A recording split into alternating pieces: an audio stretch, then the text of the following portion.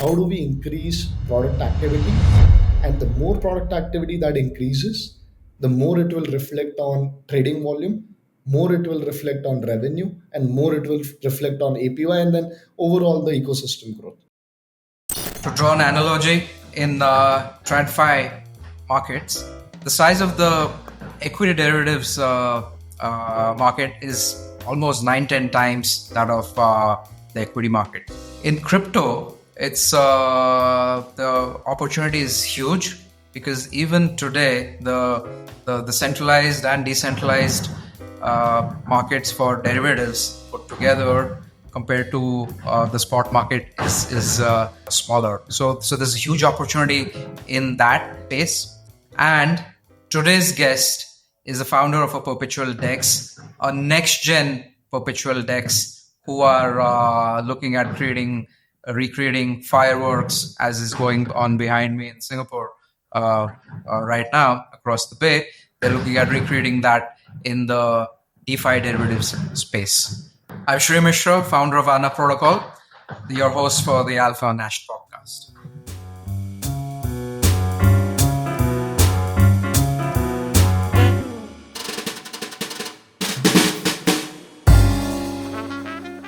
Hello and welcome to Alpha Nash.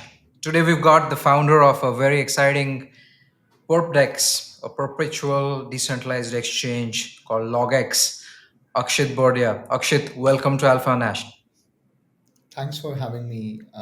It's good to see you. Likewise.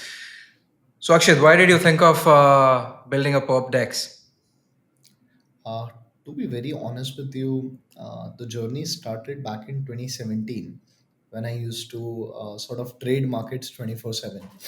So I started like trading crypto markets in 2017.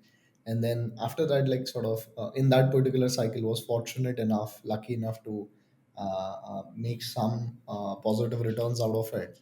And after that, like passively just started following Web3, what like Web3 crypto, a bunch of other names have been floating around since then. So passively followed the DeFi cycle, the NFT cycle, and then I think like just three and a half years back when I was working at one of the largest fintechs in India, it just struck me that like the market seems to be very mature now, and we can create like something which is like much more exciting, much more interesting, bringing the crypto rails, bringing it to sort of mass scale users, and that's where the journey started.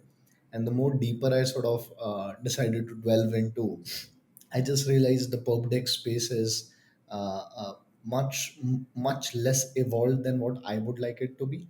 As a consumer, like I would want a bunch of things which are not available in the market, and that's where we decided let's build a PubDex which has the benefits of DeFi, which is like self custodialness. You keep custody of your funds. You sort of have every data available on chain.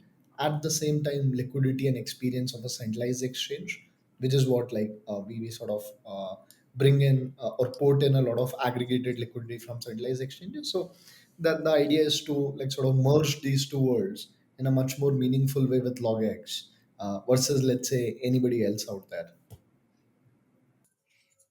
All right, so there's a lot of things out there, and maybe we'll use today's session to learn from you a lot more about derivatives and especially perpetual contracts in the crypto space, and what you spoke about in terms of the experience that you thought or you believe is missing in DeFi as far as Perp DEXs are concerned, and how you're going about solving them. So we'll dive into all of that. Before that, in terms of understanding the scale, volume of perps in DeFi, I'd like you to kind of just paint a picture for the audience in terms of the volumes we're talking about. I mean, just to in the as an analogy, I think if broad numbers for TradFi, financial markets, equities and equity derivatives, if we look at, it's almost 10 times. That means global equity markets are roughly 70-80 trillion dollars, and equity derivatives are, I think, close to $600 trillion. And how does that compare to in crypto? And just break it down for users and for us to understand what we're talking about in terms of dexes, or rather in terms of the perp market size. And before that, I'll just ask you to explain what a perpetual contract is in terms of crypto, as crypto being an underlying asset. What sort of assets are generally traded, and give us a sense of that and explain that, and then into the sort of whole scale of it. Sure. So, just to give you like the entire picture of what a perp contract is or what a perpetual contract is, I think we need to understand futures, right? And even like coming one step before that, we need to understand why do futures even exist when spot already exists, right? Like, of course, Yes. as a consumer, you can go out there and say, hey, I want to trade 100K worth of Bitcoin, and I just want to trade it. That's it. Like, it's very simple, very straightforward. You buy Bitcoin, you sell Bitcoin whenever you want. Like, very simple trades. As the market matured, there was a fundamental need to get leverage on top of this, which is, imagine you bought Bitcoin of 100K, and if you want to, let's say, I'll give you an example. If you want to, let's say, expect the volatility to be 10%, at best you can make like 10K out of it. But let's say in a futures sort of contract, you can take leverage on the underlying asset itself and then say, hey, I'm going to take a 10x leverage. So with your 100K 10x leverage, that's equal to 100K into 10 equal to $1 million position. Now, if the market volatility is 10% in your side, if you've taken a long, which means like you believe the market is going to go up, or if you've taken a short, which means you believe the market is going to go down, then technically you are like you have the potential to make like with a 10% move 2x of your capital, because on the 1 million position 10% movement means 1.1 million and you invested 100K to Okay. begin with. So at the core, this is what a futures contract is. Now in equities market and widely specifically like in majority of the markets, the most common futures contract is a contract that expires. So imagine if I take a position right now, the contract is going to expire in like what next 30 days, 60 days, depending upon its particular date. And the moment that contract expires, the price converges to spot, right? So this is like one nature of futures contract. Now, what happened in crypto markets is since these again these markets are not very regulated right now, B, crypto people are notoriously much more, I would say, creative with creating more simplistic, more speculative products. And that's where like came the idea of perpetual futures, which means these futures contracts are never going to expire, which means you can perpetually or infinitely keep trading them, and then they'll never settle to spot. Now the beauty of these contracts. So just before that, maybe before you move on, again, just to give a context of where futures evolved from, they sort of essentially evolved from the commodities markets, where participants wanted to hedge their positions in terms of pricing, ensuring supply, all of that. So it started out as a market efficiency measure, and then kind of obviously got financialized into various structured products. I thought sort of it would be useful to give that context. And uh, though American futures have been open-ended perpetuals as well, right? That's existed prior to crypto as well. So maybe you could just give a quick context of that. Sure. So I think again, I would go back to the core of it, right? Ideally, if you like, I'll just go one step back to this. Ideally, if anybody had to design futures from get go, they would design perpetual futures, ideally speaking, right? Because if the market is liquid enough, which is like the assumption with any particular market, Hmm. then you would keep the perpetual contract open, because like then people can settle or enter or exit whenever they want. You don't need to force exit it. But coming back to the Right. commodities example that you mentioned, I think that is a very important example to also ensure Of course, there's a speculative angle to it, which is where crypto markets are converging a lot of the times. But there is another, I would say, sort of core financial use case to hedge your position. I'll take a very classic example. Let's say if I own a farm, right, and on that farm, let's say wheat is going to grow.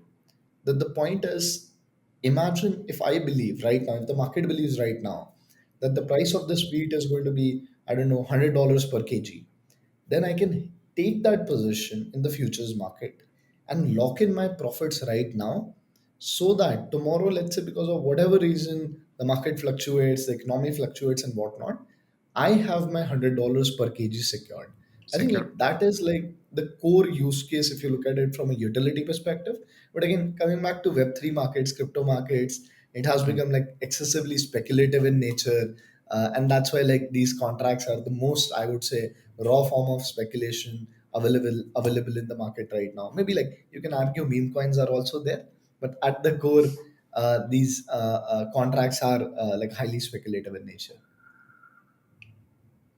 Right. But Okay. going back to the other question that you mentioned, right? How big is the market size? How is the market evolving, right?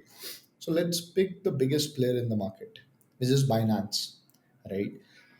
So right now, roughly You're 90. obviously putting all the entire the centralized, decentralized world together and bringing in that context Yes, of yes. balance. Yeah. Yeah, so imagine, right? Binance is like the biggest player in the centralized world, right? And right now, I would say in the decentralized world, HyperLiquid is the biggest player. So on any given day, if I were to like compare centralized exchange, like the biggest player in the centralized avenue versus the biggest player in the decentralized marketplace, in the centralized marketplace, which is Binance, they do close to, I would say, roughly north of like 100 billion dollars of trading volume. This is like roughly depending upon the day, depending upon the volatility. Same if I compare the biggest player here versus the biggest player in the DeFi space. Hyperliquid does close to 5 to 6 billion dollars on an average basis based upon last 15 days data. So technically, if I were to like really like scale this market, like the entire centralized space versus decentralized exchange space, centralized exchanges still do 95 to 97% of the volume on a given day in the futures market, and Hmm. then decentralized exchanges do, I would say, roughly north of 3.54% of volume on different days in the decentralized space. So that's how the volume is split. Even in centralized avenues, I would say Binance does like close to 70% of the volume, 60 to 70% of the volume. Next up is Bybit. They're taking up a very close lead. And then after that is OKX, and then like bunch of other exchanges follow suit after that. So that's the lay of the land. In terms of, I would say, the real sort of volume in the market, if I were to compare it with, let's say, pure play spot market volumes, I think the real volumes of uh, futures right now in crypto markets is still lesser than spot, which fundamentally means a very important thing, that in the traditional markets, like futures are higher than spot, like in many of the cases, depending upon geography, right? But in crypto markets, futures are right now lesser than spot, and that's where you see like futures volumes are growing like at a 3x rate compared to spot volume. That creates the opportunity, that makes the opportunity large enough for both centralized as well as decentralized players to come in and like sort of take that piece of the pie. Okay, that's very interesting. And where is the growth of the futures market in crypto higher? Is it in DeFi or is it still with the centralized exchanges? I would say it's a mixed bag. So it's like, for example, let's say in quarter year on year, it's DeFi is increasing. So that's a complete given, but it is increasing at a lag of spot. So I'll give you an example. A couple of years back, 10% of the spot volume happened on chain and 90% happened off chain, which is like centralized avenues. Today that number is north of 16, 17, 18. Correct. Different publications have given different numbers. 2 years back, per volume on chain was merely like 2.53%, 2.53ish. Mm-hmm. Today it is at 3.5, 3.7. So Okay. usually what we are seeing in the market is that Mm. DeFi, of course, like the whole market is growing, so that's one. Yeah. B, DeFi volumes are also growing, but then I think it's going to take some time for that DeFi spot volume to first grow, and then that thing to sort of circle back into DeFi perp volumes. That's why I would say like the growth rate of spot and DeFi has been higher compared to the growth rate of perps and DeFi, which will like eventually follow in over the next 2 to 3 years is what my view is. Okay. All right. So overall, from if you were to draw various parallels between TradFi markets and futures markets in crypto, or within even CXs and DEXs, the arbitrage seems to be significantly high in terms of a market size opportunity in DeFi perps, as we stand here, which is really the opportunity that which has attracted you guys to go ahead with LogX, and we'll come to that.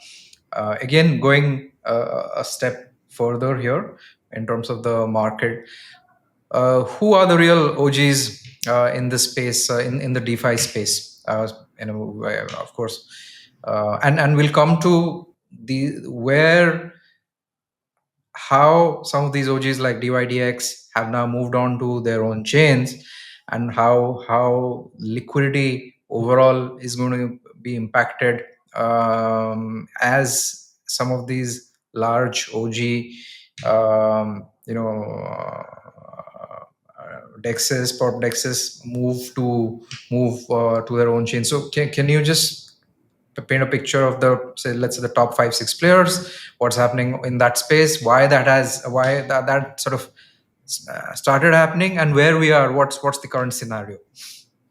Got it. So I think like I'm specifically touching base on spot and perps, not getting into lending and like some of the other players Yeah. out there who are like the real OGs in my view. Like Hmm. the spot and the perps came a bit later. Which is I think in terms of spot or in terms of I would say swaps, Uniswap is like one of the biggest players. Like a lot of people know them. Specifically after Uniswap, Aerodrome is Uniswap picking up. also came into the derivatives markets much later. Yeah, of course. Like right now, I'm talking about spot, and then I'll also talk about Okay. derivatives. But we can go deeper into derivatives as well. But I'm just like trying to give a one-to-one picture because like the markets correlate a lot, right? So Hmm. Uniswap is there, Aerodrome is there, then on Solana, Radium is there. So these are the players in the spot market. Hmm. These are still relatively new, but in the perp market, DYDX was the real OG, Hmm. right? And everybody knows them. They started in 2017-ish is what I recall. Then like they launched V1, V2, V3, V4, which is now a chain that you mentioned. Then after that, GMX came in with a storm. I think very innovative design, very exciting design, 100% everything on chain, which is like the most interesting part. And And after DYDX that, was original on Ethereum. GMX started with Arbitrum itself, right? Arbitrum. Yeah. Yeah. And after that, the most exciting thing happened is like almost 1.5 years back. And I was like personally, I'm an enthusiast. So I keep trying all the derivatives, all the spot platforms on chain. So I would say that I was a day one user of HyperLiquid. And after that, like HyperLiquid came in. And that product took the entire market by a storm. So that's why if you see the player who's the largest right now in the perp category is not someone who launched like 5 years back, 4 years back, 3 years back, 2 years back. They launched one almost like north of 1.2, 1.3 years back.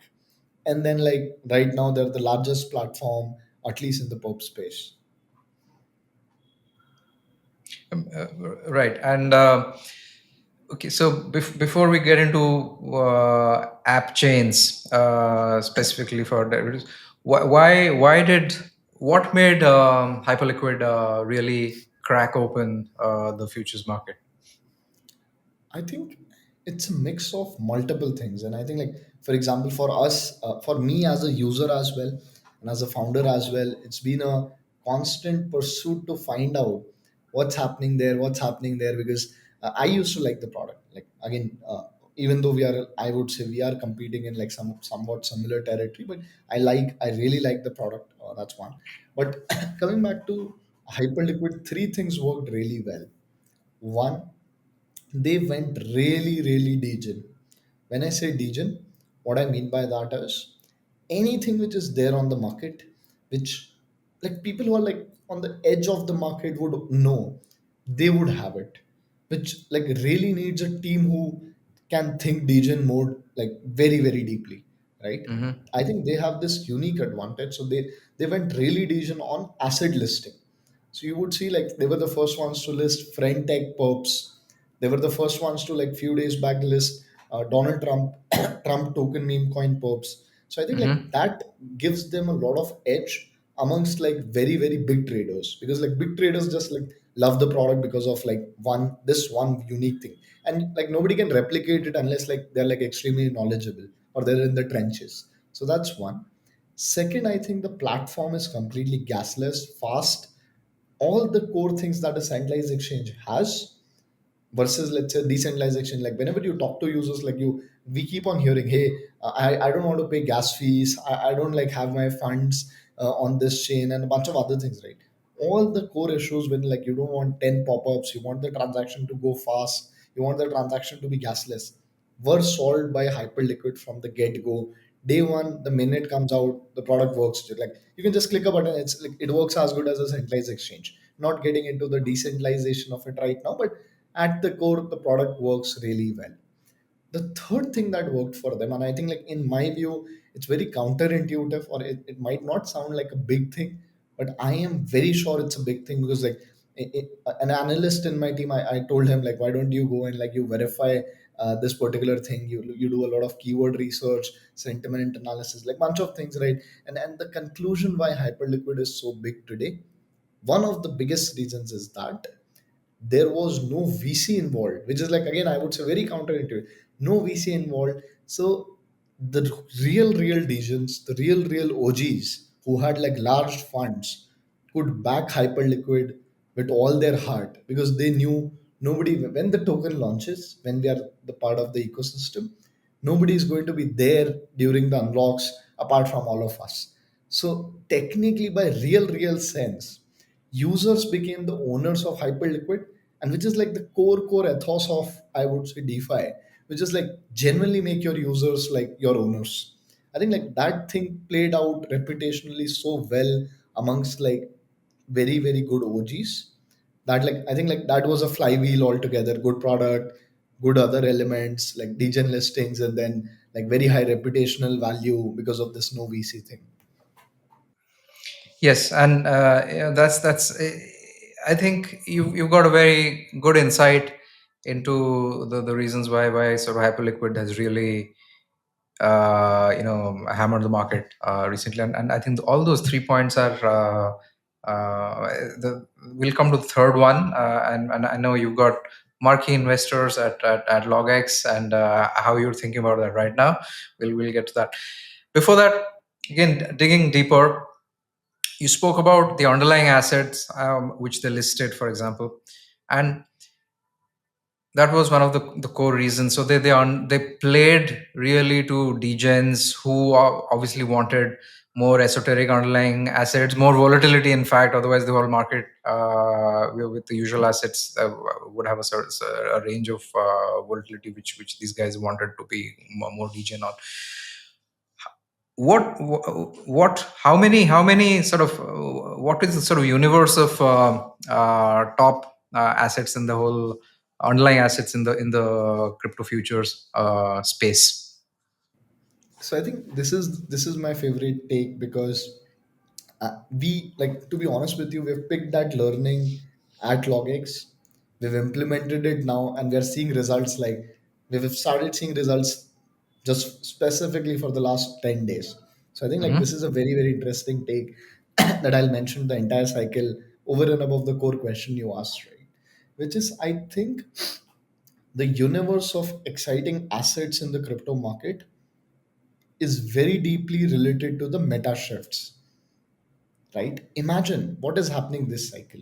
And let's get to the real crux of this cycle. There are crazy, like the cycle started with L2s. Everybody was launching an L2 last year.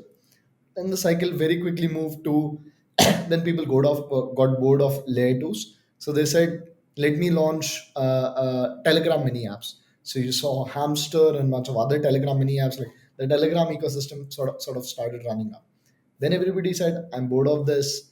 Then people again came back to modularity. So like it was modularity before, then modularity again, TI and bunch of these things. Then market again came back to I would say AI, then AI agents, then DFAI, then like with HyperLiquid DeFi again. So the market has been oscillating. So the more and then like friend tech and now pump fun and a bunch of other things, right? So the more oscillation the market does, the new opportunity gets created. So Mm-hmm. every time there is an oscillation, for example, Trump launched his meme coin, you list it. Bera chain did its TGE, you list it. So every time there is an oscillation, the guy who's first to the market with a very interesting offering gets that opportunity. So I think like the real answer to your question would be the moment like the number of oscillations are the number of opportunities for like derivatives platforms, in fact like spot platforms or any sort of trading platforms. And there are also different ways to manifest that product. So one is derivatives, but coming back to LogX, right? Like for example, recently we added we started with Perps, then we added options. Right now we are like number one in the entire DeFi options category. Then we added pre-markets, and in pre-markets we have gone like full Degen, and we are like listing assets which are like just about to list, where like the assets are available no place else in the pre-markets, not even centralized exchanges. Like technically these assets are available nowhere in the entire market. So we are seeing like crazy influx of new users. So at the core, like coming back to the point, the number of TGs which are there, the number of like cycle rotations that are there, category rotations are there, your opportunity is like absolutely pegged to that, and that stays true for every trading platform. Perps is of course like one of the best manifestations of that particular like meta shift, or I would say trading opportunity shift. Mm-hmm. So, in effect, what I hear you say is that the derivatives market is buoyant with newer underlying tokens as opposed to sort of more established, higher market cap, higher liquidity tokens, which are already there. So, is would that be a correct way of looking at it?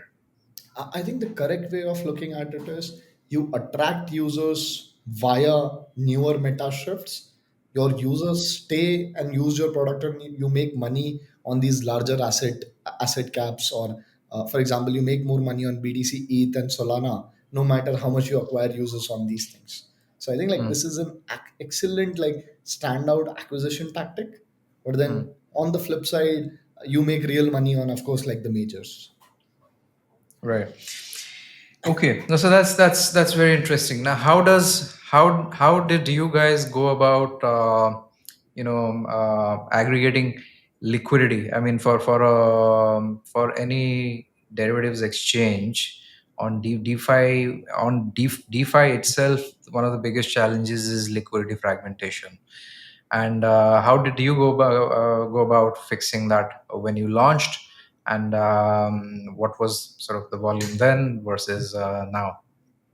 So a very exciting thing. I think like today itself, our social media team posted the volume growth like since month one of launch of the current product versus like what it is like in January. It has grown like fivefold. So seeing like very fantastic numbers there. But at the core, I'll tell you, these were the two biggest problems we faced. So we used to run like in the starting of last year, we used to run LogX V1, which is a Mhm. plain vanilla AMM style perp decks. And we iterated from there, right? Like we took a lot of consumer feedback. Users used to come to us and say, hey, again, the problem I mentioned, why do I have to click 10 pop ups? Why is the gas fee so high on chain? And like, honestly, we couldn't do anything about it. We had to like really think, what can we do at the infra level, build the infra out and solve these things. So this was like problem number one. And problem number two was essentially people used to say, if Binance offers me better liquidity, why should I trade on your platform? Right? And these are again like very perfectly honest problem statements that people have come up with. And then we started thinking like, how do we solve this? Right? And of course, like the gasless nature, the speed and everything, we solved it by building our own app chain, which houses again a perp dex, an options exchange, a pre-market, as well as spot that we launched like yesterday. But coming back to the core, how did we aggregate? How do we solve the second problem, which is how do you offer liquidity which is equal to, or probably in some cases, in very specific cases, better than Binance? What we did was we said we'll operate on a solver network, wherein whenever a trade comes in from any chain, and right now we're live on like 16 plus chains, adding like four more in the next 2 weeks. Whenever anybody comes in from any chain, their order will be picked by a solver. And fundamentally, what the solver is doing at the back end is they're aggregating the order book of Binance, OKX, and Bybit. So usually what happens specifically, I would say for very large HFTs, and that this happens in like of course financial markets as well, the aggregation of cross exchange order book ensures the liquidity is much higher than a single exchange, no matter how big the exchange is. Hmm. Thereby, if you see right now, the spreads on LogX for every trade is better than any other platform in the entire DeFi out there. That is true for Perps, and that is also now with the new release true for Spot. So I think this entire solver network is like sort of like solving the problem. And of course, on the consumer side, they don't even need to know this. They just feel, hey, I just got better prices. So I think like that's where the model is like unique. In terms of growth, I think in the first month we launched LogX V2 in September. So in the first month we did north of $250 million in trading volume, and last month in January we crossed like $1 billion of trading volume monthly, and then this month I'm assuming we should do north of 1.5 billion. So yeah, that's how like the growth has been, very gradual organic growth is what we are seeing on the platform. That's fantastic. So you guys launched. When did you? When was V1 launched? The V1 launched in December of 2020 and then V2 launched in September of 2024. Okay, amazing. $1 billion is a fantastic milestone, and we celebrate on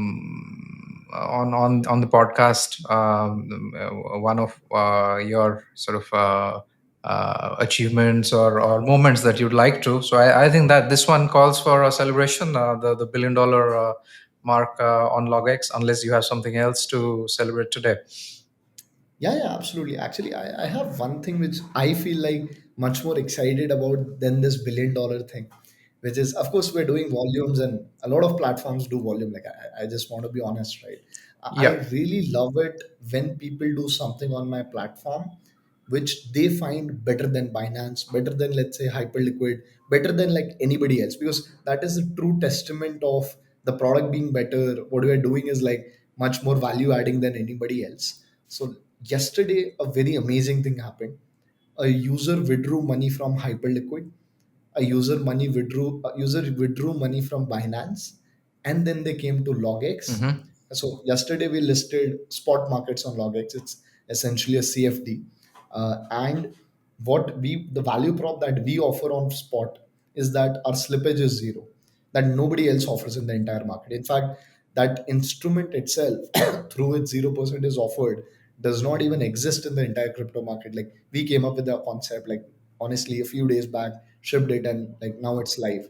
And that user took 100K position on the platform, which is like I would say on spot, very very rare, even for like leaving, let's say, Binance or OKX or Bybit aside, very rare for like any of the lower tier exchanges to ever have. So I think like that to me matters a lot. That shows like the product has insane value, and yeah, would love to like sort of celebrate on that particular very small, but in my view can be a very large win Hmm. in the grand scheme of things when I think how can LogX beat Binance. All right. So let's drink to that. What are you having? I have a coffee in my hand. All right. What coffee is that? It's a simple black coffee. All right. Well, cheers to Cheers. the insight of a very special user who's kind of moving out of one of the OGs onto LogX, and it's you mentioned because of a zero slippage on a spot product, and that's something very interesting for me as well. And we'll get into that, but so that's one thing. And you got hit $1 billion in terms of volume, so we got a lot to celebrate. Cheers to that. Cheers. Cheers. Mm. I'm having a nice Guatemalan rum. So next time we Nice. meet when we meet in person, I mean it's really nice to be meeting you for the first time out here today.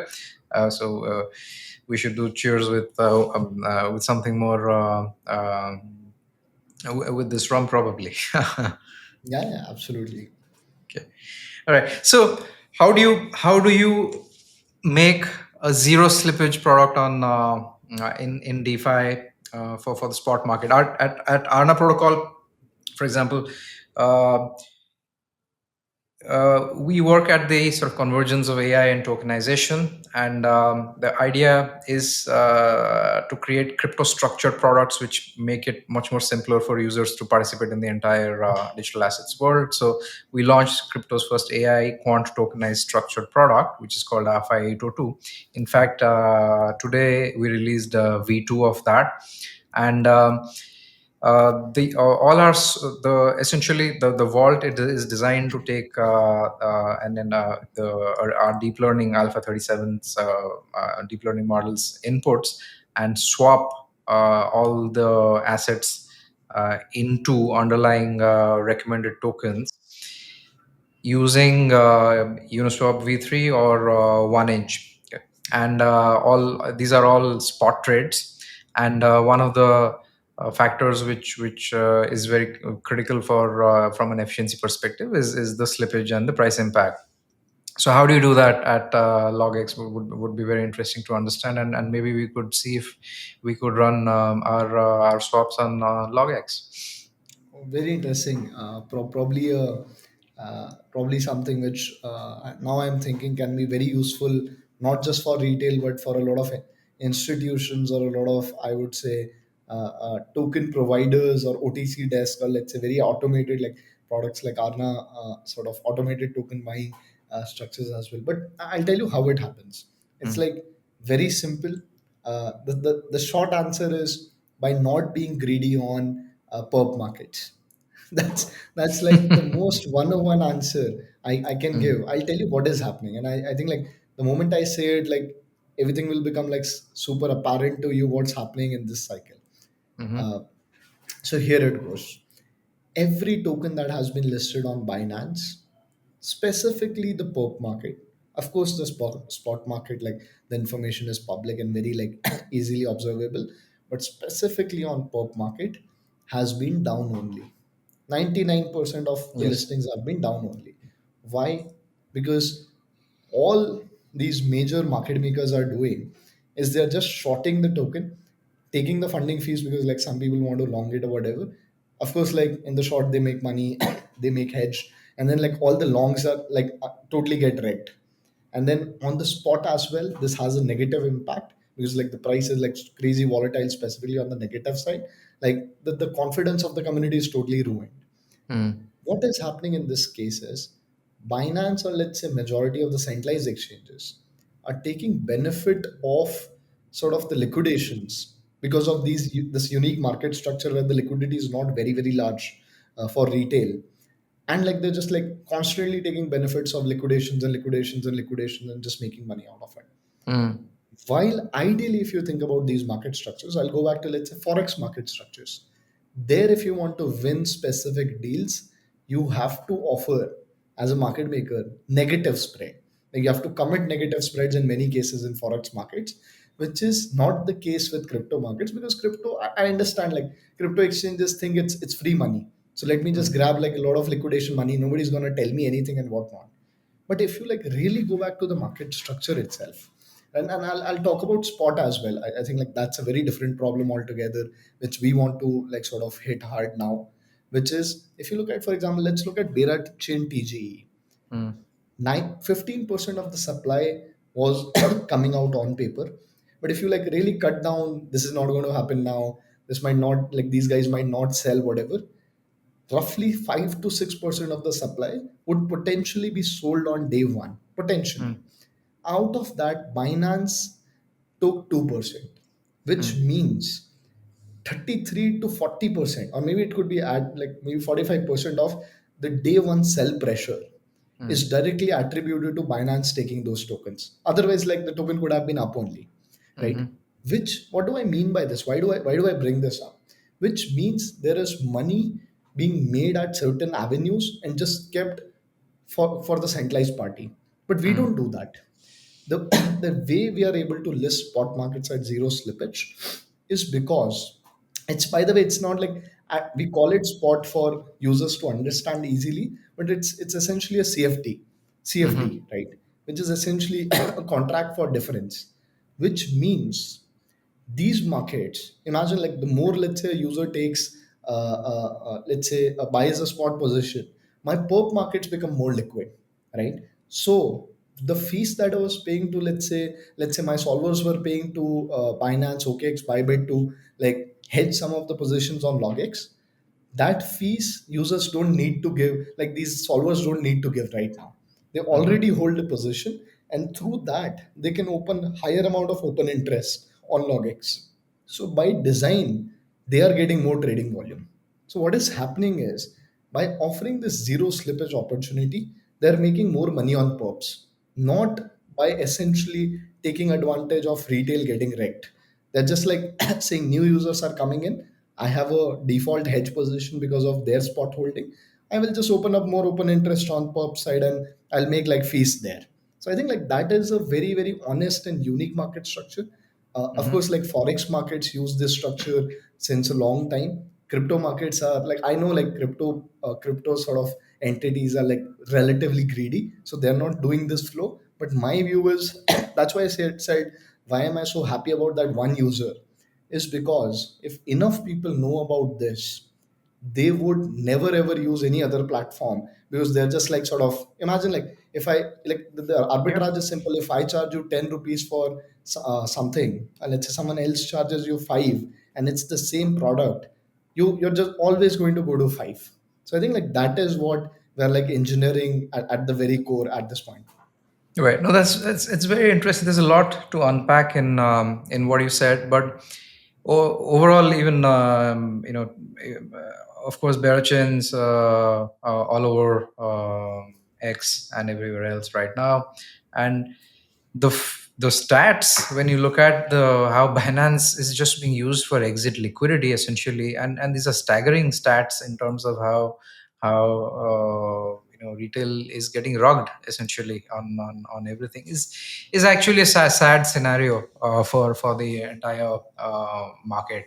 I mean, one would have hoped for more responsible, mature behavior of the ecosystem as it evolves, but unfortunately we're yet to see that. So uh, I really hope that more responsible platforms like the way you envisage LogX, not only in terms of the vision, but actually in terms of the technology to be able to fix some of these issues, sort of finds a wider adoption as such.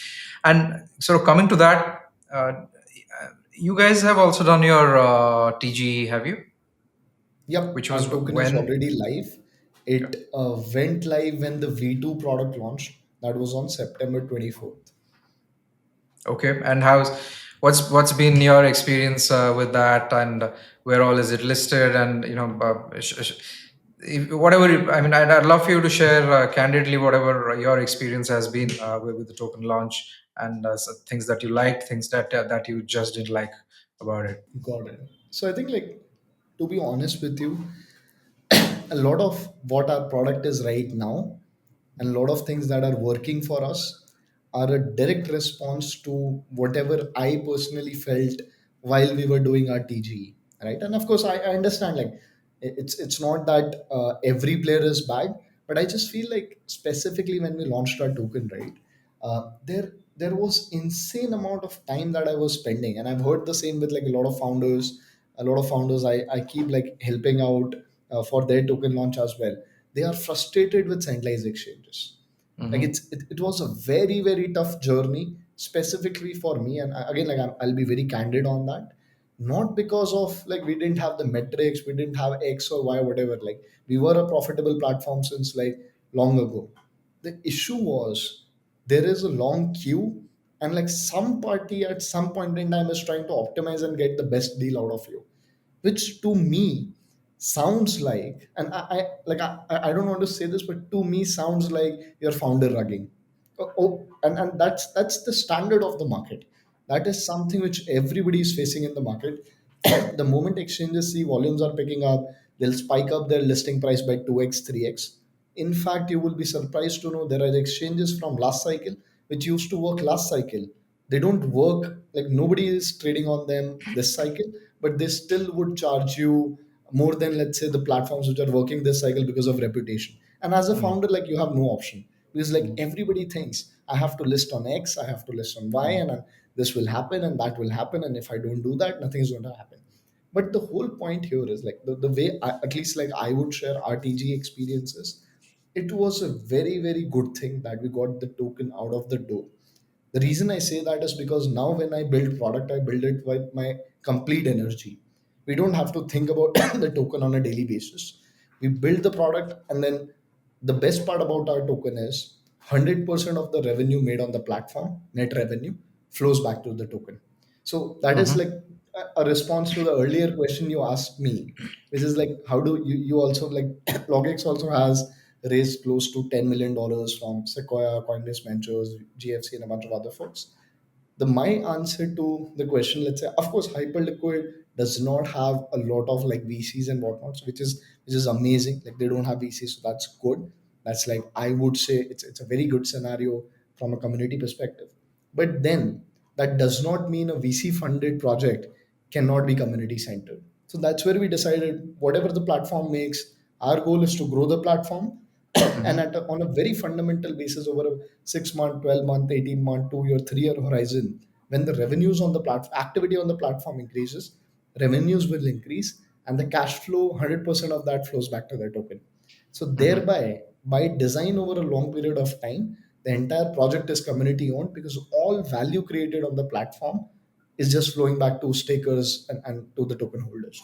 So I think like that's been our journey. That is what the token does. Of course, it's listed on multiple centralized and decentralized avenues, which is on centralized side, it's on KuCoin, Gate, BitGet, Mexi, HTX, and a bunch of other platforms. And on the decentralized side, we're expanding a lot. So we started with Uniswap, then we added PancakeSwap, then we added Aerodrome, then we added Radium a few days back.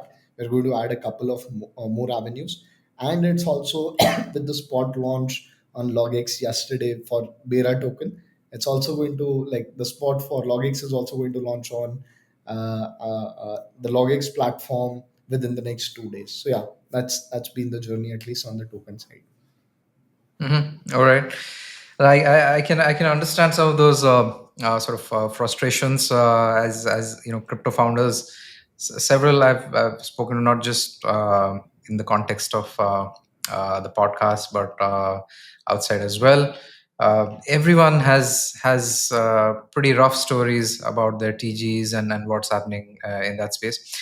At Arna, we've taken a conscious call to kind of not rush into the token launch and to really structure it in a way where as traction builds up, as people understand the real product and the value proposition, then it goes to the market. But it's a tough one. I totally sort of understand and sort of empathize totally with what you have to share. But having said that, the token is as much as your product as your DEX. And what's uh, uh, what's your sort of roadmap in terms of how the token design has been done, and you spoke about all the revenues flowing back to stakers of the LogX token. How are you going to deal with regulatory sort of implications, securities law, especially in terms of passing revenues back to token holders? What are your thoughts on that, and any other elements of your token design, if you'd like to kind of touch upon? So I think there are three components to the question you asked, right? One is at the core, how are we going to like flow the revenue to the token? That's one. Second, how is it compliant? And third is like some of the other elements that we are adding to the tokenomics. So at the core, we do not directly, okay, how does the mechanism work?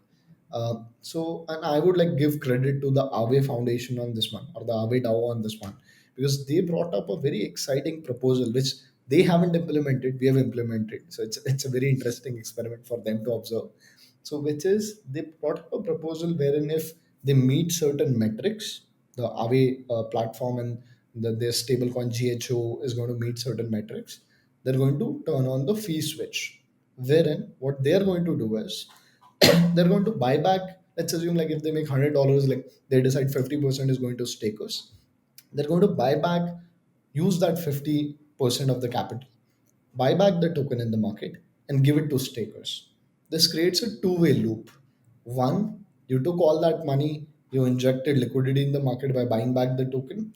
And two, your stakers are happy. So more people are staking, which means more supply is locked on your platform and they're like getting incentivized. So it's a wonderful, I would say, two-way loop.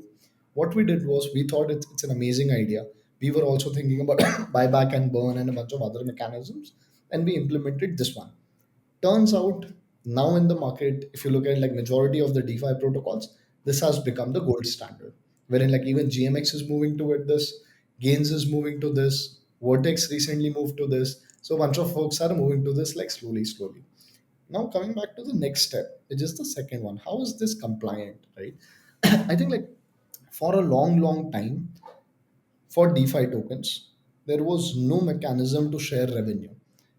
But since I would say the new government has come in, you Yeah. would see crazy amount of people are just turning on the revenue switch, right? And I think there, of course, like our token is not available in the US, and we have like geo-logged and we have like sort of stopped access in the US. But I think it was necessarily not negative. It was necessarily not like wrong in the law. It was just Yeah. that there was a lot of fear in the market. Like there never have has anyone like written. I've read like I would say more than 40 to 45 SEC notices of Mm. different people, or let's say SEC conclusions. Never has the SEC said, "Hey, you are sharing revenue.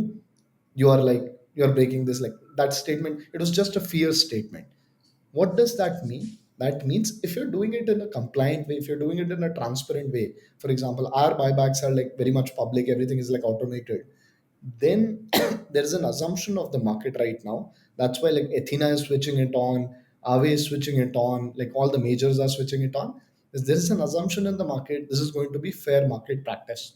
Mm. That's where we said we'll I would say we'll be early, we'll execute fast on this one and like ship this one, which is where the broad market is moving. So that's the second element. We've also of course taken legal opinions and whatnot. So this seems to be a safe way if you don't touch US right now, but I'm assuming US will also become more progressive under the new leadership. The third element is how are we thinking about improving the tokenomics? I think like there is little that I think about when it comes to improving the tokenomics, right? And I'll be honest because I've seen like it's been almost what like seven, eight audios, right? I've seen like token burns. I've seen like I don't know different shenanigans like injecting more liquidity and everything used to work 2 years back. Now anybody who's trying any of these shenanigans, it just doesn't work because the Mm. market is like market has understood like these are just short term plays. So I am personally like, of course, we might make small iterations. For example, let's say long term stakers might get higher APY versus short term stakers or whatever. We can do like small product tweaks, but at the core, I am just focused on how do we increase product activity, and the more product activity that increases, the more it will reflect on trading volume, more it will reflect on revenue, and more it will reflect on APY, and then overall the ecosystem growth. Because like that is Hmm. the thing which we can sustainably grow over the next, I would say 1, 2, 3, 5, 10 years. So I think like that's what my view is. Because as I said, like we've seen enough experiments play out in real time. Very few tokenomics games are working in this particular cycle. Hmm. Okay. What about core functionality in terms of how the token will be integrated with transactions on the platform? Is there any thinking beyond that, apart from, of course, revenue and fees flowing back to the token? There are two things that we're adding, and I think like yeah, this is the utility side of things. The Yeah. core token is the core gas fee token of the chain. So LogX token is the gas fee token of the chain. Of course, right now the foundation pays 100% of the gas fees for people, so that like the experience is gasless. But let's say at some point in time when foundation does not have adequate funds, maybe at a very distant point in time, yes, LogX token will be used as the gas fee token on the platform. Second, we are adding LogX token as a trading collateral on LogX. So now, with the token itself, you'll be able to buy spot, you'll be able to play in options, you'll be able to, I would say, do perps, and you'll be able to do pre markets. So that's going to be a very nice addition. A lot of users are asking that, but we're sort of, we're sort of still testing it, just because the risk measures have to be set very tight and right. So yeah, I think like those are the utilities we are adding. We're also thinking about a very interesting play wherein for the pre-markets product, because like that product has gone viral in the last, I would say, 10 days. For the pre-markets product, can the token stakers Mm. decide and be the owner of the PNL of the entire market? So imagine Mm-hmm. there's a cabal who's coming in and is saying, I'm going to list, let's say, Mega ETH or let's say Monad pre-markets at 10 billion FDV, just a Mm. random number. Now, if the market opens up at 15, the cabal loses money, which is like the stakers lose money. And if the market opens up at 8, the stakers make money. And of course, they make all the trading fees money. So it's going to be a very Mm-hmm. two-sided compact market wherein really knowledgeable people are taking an active options call, and then like the traders get like insane amount of liquidity because like it's community governed. So I think like that's that model we are like still trying to devise. I think that is going to be a real, I would say, like the more we are able to optimize this and ship this out, that's going to be a real variant of what aerodrome is for spot. This will be for pre-markets and perps and some like imagine it's essentially governance rights to any listing, as well as revenue rights to, or I would say a profit rights to any of the listings by staking itself. Mm-hmm. Wonderful having this sort of really deep dive into multiple aspects of the derivatives, futures, markets, and crypto structuring, and how you kind of ultimately, connecting your tokens utility to everything. I think I firmly believe that next gen DeFi, the next version of DeFi, is just beginning to happen now, and I can see that what you're building at LogX is definitely a foot forward into next gen DeFi. So all the very best, Akshay, on this journey. Share with us as we close out this session about your vision for LogX over the next 3 to 5 years. Got it. First of all, thank you so much for all the kind words, right? I think my view is very simple, and that goes into and flows into the core vision of LogX. What we want to do is we want to offer the most fair place, most fair avenue where project owners, users, and their community members across the board can come and trust the exchange. I think like the trust in the exchange is totally gone. It's not just about FTX anymore. Like imagine FTX happened, that's on the side. exchanges have found all sorts of ways to like rug people in whatever ways or take money from people in whatever way. It's just maths. You can like play around with maths, round trip it any amount of times and just like take money from people when you are the center of it. We want to be the platform which is an honest platform. When users can come in, projects can come in and TG on us. They can list spots, perps.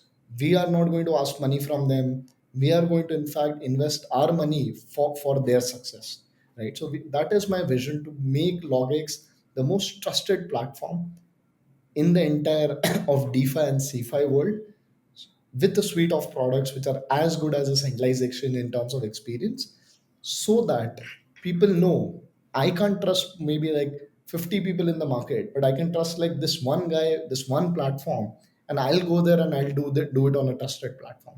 So I think that is what we want LogX to be. We are not in the race to capture the most amount of money.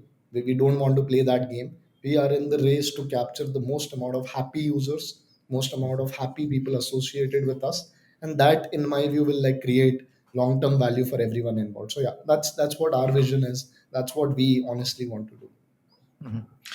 Akshit, thank you for being on Alpha and Hashed. Thank you so much. Have a good one.